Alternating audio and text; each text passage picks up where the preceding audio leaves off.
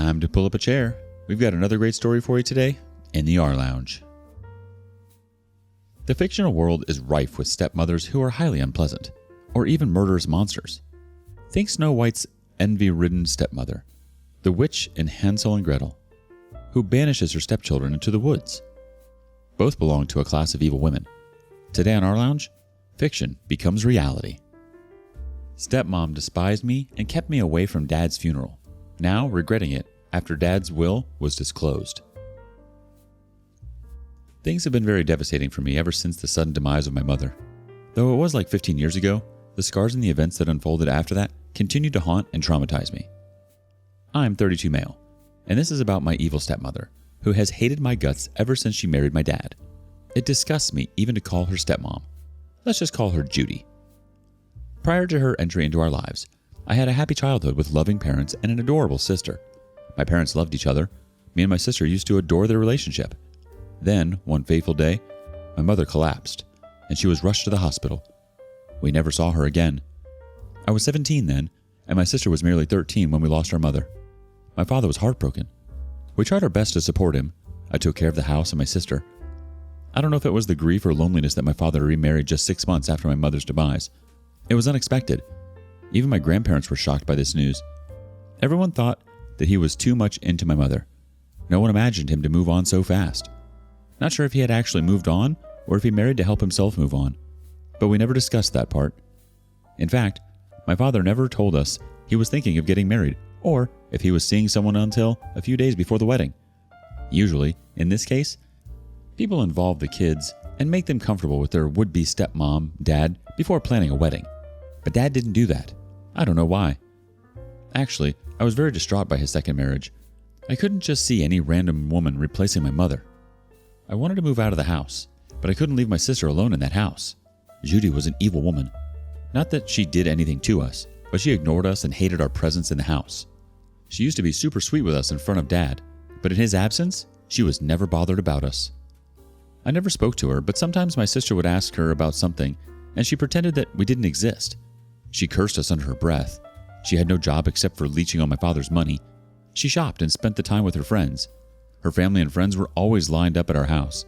We could not do anything freely in our house. We had no privacy, except in our room. Her family members were always in the house. It annoyed us so much, but we could not say anything. We were not evil kids.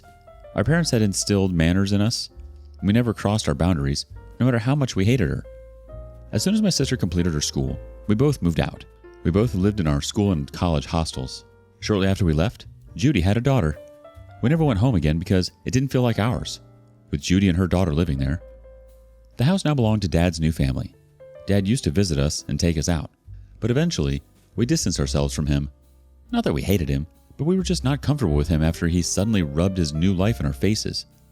But Dad didn't give up. He still called us regularly to check on us, visited us.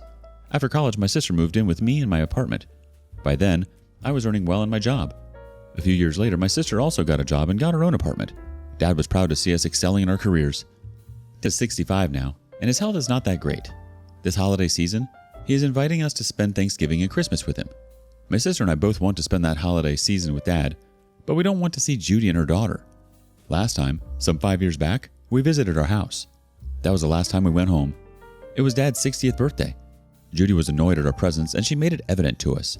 She didn't speak to us, neither greet us nor offer us anything. We felt like a stranger at her house. The guests were almost mostly her side of the family, except for a few of Dad's friends and colleagues. Now, the thing is, in this situation, me and my sister are in the dilemma if we should really spend the festivities with them, or should we skip it? Skipping it would hurt Dad. He had insisted we join him, but if we go, it means ruining our own mood. My sister suggested that we call Dad to our place and go on a vacation with him, but I think he wants to spend it with Judy and her daughter as well. They are his family too, like us. It would be unfair to ask him to choose between us and them. I dread meeting Judy, but I think we'll have to do this for my dad. We'll update the thread after the holidays. The timing of your dad remarrying suggests that he was seeing Judy before your mom passed away. Maybe your dad was having an affair, OP, and maybe that's why Judy doesn't like you and your sister. Perhaps you both remind her of your mother and the life your father had with her. An old life. Moreover, if you don't go see your dad over the holidays, and his health is deteriorating, you may regret not going later on if anything happens to him. Don't worry about Judy and don't let her ruin your holiday. All that matters is quality time with your dad. Update 1. The holiday season is over. It was indeed special this time, with Dad. After so many years, it reminded me of the time when Mom used to be there. It used to be so much fun.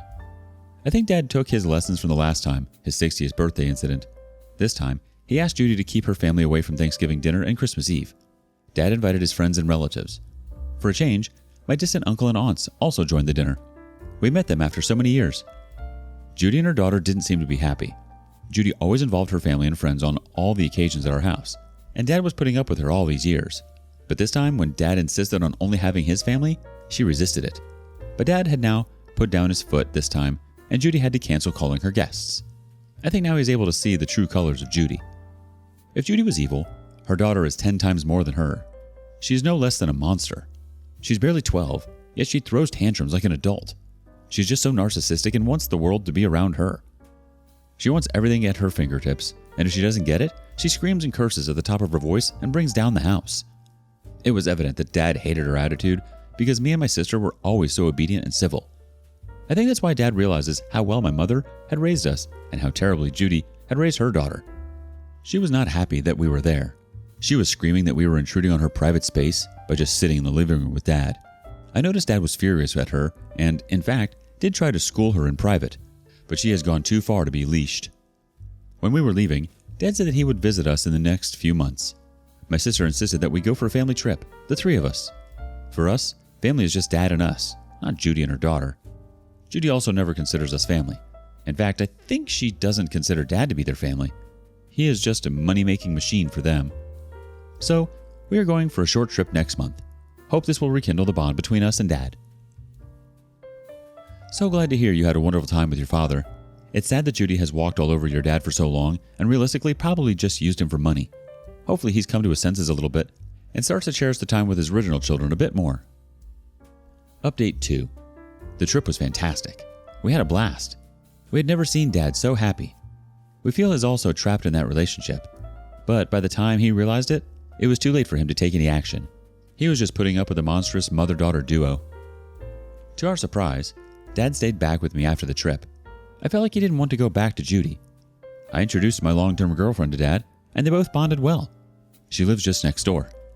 Dad was worried that his stay might be invading my privacy. I assured him that he could stay with us as long as he wanted. My girlfriend also pushed him to stay with me. She doesn't have a father, so meeting with mine was a good experience for her. She loves spending time with him, going for walks, shopping with him. My dad also treated her like a daughter. My sister lives close by, so she also used to drop by my house during my dad's stay. We had dinner together for most of the day. On weekends, we went fishing or camping in the woods. It was just so good. We had never been so happy and complete before. Dad went back home a few days back, and we really miss him. He said he would visit us often, now that he was retired from his work. It hurts me to see him lonely in his own house. He is getting old and not keeping fit. At this time, he needs the love and support of his family the most. I highly doubt he's getting it with Judy and her daughter. Me and my sister are trying our best to keep him happy. He said he would visit us again. Let's see. Sounds like your dad is really trying to get away from them, but doesn't really know how. Or perhaps he's really missing you and is regretting not spending enough time with you. Either way, it's nice to see him wanting to see you and your sister more. Update 3. There is bad news. Dad passed away a week ago. I didn't get the time to update it earlier because of the other unnecessary hassle going around in our lives. After my last update on Dad's stay at my house, he visited us again 4 to 5 times in the last 6 months. He was just so lonely at his house. He searched for opportunities to spend with us. With every visit, he looked weaker. He was not keeping well, but staying with us made him feel better. We couldn't be happier to have him with us. The last time he visited us, he broke down during one of the dinners. He said every time he visited us, he feared it would be the last time. We cheered him up and asked him to stay with us for a longer time. He stayed, but not for long. I wanted him to stay with me for the remaining part of his life, but the challenge was he had no friends near my place. He knew no one. We lived downtown where people barely talked to any strangers. When we were at work, he used to get bored. Living in his own house might be suffocating for him, but at least he had friends and neighbors to chill out. Our world came crashing down last week when I got a call from my uncle about Dad's sudden demise. My sister, girlfriend, and I left for the house immediately. Judy didn't inform anyone about it. It was Dad's neighbors who had informed Uncle when he saw all of us missing from the funeral. Uncle then informed the other relatives for us. I called Judy to ask about the funeral. She didn't talk to me properly. Her daughter took the phone from her and said Judy was too distraught with the loss and wasn't in a state to talk. But none of them sounded depressed. We lived some 1,000 miles away, and it took us a while to reach that place. Uncle lived closer to the house, so he was able to reach before us. After reaching the house, he got to know from the neighbors that the body was already taken for burial, followed by the funeral. The neighbors also informed us that Dad was not keeping well for the last few days. He did not step out of the house for his walks. A day ago, he was rushed to the hospital when his pulse dropped, but Judy did not inform any of us. He didn't have any major health concerns. It was just that he was getting fragile, and his immunity was draining low. He passed away last day in the hospital bed. The next day was Dad's funeral. Judy had a day to inform us, but she didn't. When the neighbors didn't find any of Dad's side of the family, one of them called my uncle. By the time we got to know and rushed to the house, he was already taken to the burial. I called Judy several times, asking her to delay it for a while, but she didn't listen. She hung up the call every time. When we finally reached the churchyard, the funeral was already over, and they were coming out. My sister and I blocked Judy's way and asked her why she didn't include us in the funeral. She started yelling at us. She acted like a victim that she had just lost her husband, and we were troubling her. She said that we abandoned our father when he was alive, and now we are leeching around his dead body for property. Her daughter was no less. She abused us and threatened us to stay away from them. Judy's family members also intervened and yelled at us that we were evil and never checked upon our father when he was alive. My uncle defended us, but they were in dozens. It was such a heartbreaking and emotional day for us to lose our father. We just didn't have the energy to fight with him. We went inside and paid our tribute to the grave. Though we could not see him for the last time, I'm glad we have spent enough time with him over the last few years. We sat for an hour near his grave and consoled each other. Uncle said that he heard that Judy was organizing a prayer for Dad, but we knew we wouldn't be invited. That evil woman didn't let us attend our own dad's funeral. We could not expect her to invite us for the prayers. We left for our place immediately after that. There was no point in staying there. It's been a week since we lost him, and we are yet not able to come to the terms that he is no longer with us. We miss him so dearly. Oh, I'm so sorry for your loss, OP. My heart goes out to you and your family. Although he did pass, I'm so glad you and your sister were both able to have quality time with your father. It's so incredibly cruel that Judy didn't allow you to attend your own father's funeral. What an evil woman. This will come back to bite her in the butt. Update 4. Wow, life could take such a weird turn. It's unbelievable. A few hours after my last update, I got a call from my father's lawyer. He wanted us to be present for the will reading. He said it was supposed to happen on that very day, and he had informed Judy to ask everyone to be present. She said okay, but when the lawyer arrived, he didn't find us. She said we were not required, and the will can be read in our absence. The lawyer said that Dad had mentioned very clearly that the will should be read in front of all the family members, and in that case, his firstborn son and daughter could not be left out. He gave us a week's time to fly down to his office for the will reading. My sister and I went there. Judy and her daughter were not happy to see us. They made faces. They had her family members accompanying her. I don't know them. While we were waiting for the lawyer to begin, Judy was badmouthing us, telling her family how stupid we were to fly down from so far just to see everything go to them. They called us greedy and said we never cared for our father and abandoned him. My sister lost it and gave it back to her. She told them it was Judy who was greedy and leeching onto Dad's money. She was the one who forced us to leave our own house before time. My sister ranted about how Dad used to be depressed living with Judy. It led to a scuffle between them, and I had to intervene. By then, the lawyer had arrived at his chamber. He started off by saying that it was Dad's final will, and he had signed it in his full senses, and whatever it was, we had to accept it. To be honest, I never took this seriously because Dad never had that great a wealth, apart from the house in which Judy lived, and some savings. Even when Dad visited us, he never talked about having any substantial wealth. Neither we had asked him ever. My sister and I both earned decently. She was into banking, and I was into consulting, so money was never a problem for us. Things took a steep turn when the lawyer started reading the will. It came as a surprise that Dad had a trust fund worth $1 million. Judy's eyes lit up for a brief period until the heir of the trust fund was called out. Dad had willed that to me and my sister. Yes, he had willed all of his hard-earned money to us. The house was willed to Judy. Nothing separate was willed to her daughter. But once she turned 18, the house would be passed to her. It meant that Judy was the temporary caretaker of the house until her daughter turned 18. The money from the joint account went to Judy. Judy was waiting for the lawyer to read the will further. Her face turned red when he said that was it. She asked about the insurance money. He pulled out the papers and said that the insurance money all belonged to the trust, which meant it goes to us, me and my sister.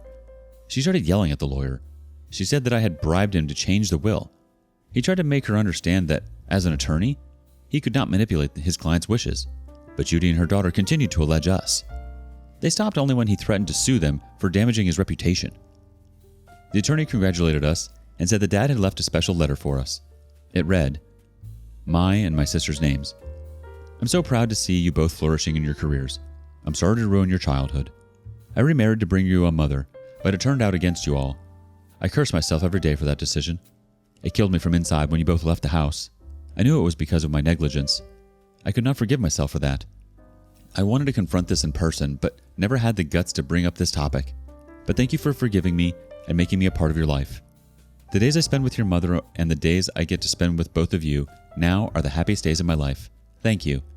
Dad loves you, always." It was so moving. We both hugged each other and cried. Judy's face turned pale with embarrassment. Her daughter stormed out of the cabin, saying it was too much of a drama to handle. When we came out, they were still standing outside. Judy was silent and sobbing. I don't know why, maybe because of losing everything. Her daughter charged at us that we had manipulated Dad to will us everything.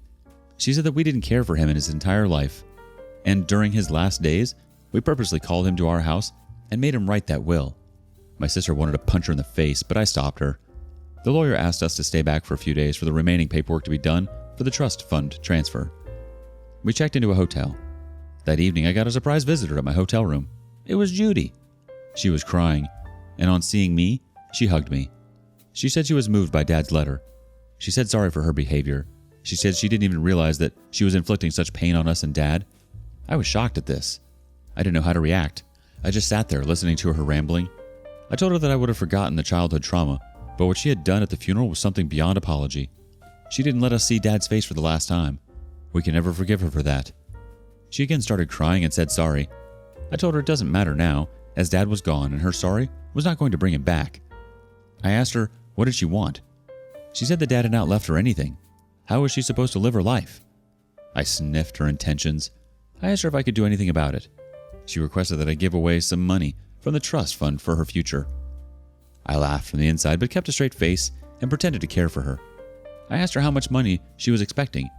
She said being Dad's wife, she should at least get half the money, but she respects Dad's decision and she would settle for 30%. I couldn't control myself and laughed in her face. She was such a delusional woman. After making our life a living hell, she had the guts to tell me that she could settle with 30%. She got angry at my mad laugh. I called my sister, who was staying in the adjacent room of the hotel. I mimicked Judy's demands about the 30% to my sister. She didn't understand the reference, but seeing Judy's red, funny face, she started laughing. Judy stormed out of the room, cursing us. I told my sister how Judy was pleading with me for that trust fund money. We had a good laugh at her stupidity. We read Dad's letter at least 100 times and cried. It was with my sister. We were going to preserve it as a souvenir. I hope Dad's soul finds peace in heaven and meets Mom there. We never thought that Dad would give us his everything. That is what's about parents. They love us unconditionally even if they don't tell us. They always have our back. Thank you for hearing me out. You guys have been the best. Oh, wow. So your father didn't cheat on your mother. He was just trying to help you and your sister out. But like you said, there's no replacing your mother. He had the right intentions, but in the end, Judy was never mother material. She used your dad even after his death. I knew his mistreatment of you and your sister would come to bite her in the butt. It's nice to know that she'll never get a cent of anything. Now she can live her life knowing how putrid of a woman she is, that even her own husband couldn't stand her. What do you make of this evil stepmother? Do you have a similar story? Let us know in the comments below. And thank you for following along today. Before you go, be sure to like and subscribe and hit that notification bell. If you have something you want to share regarding today's content, we want to hear it. Until next time, in the rLounge.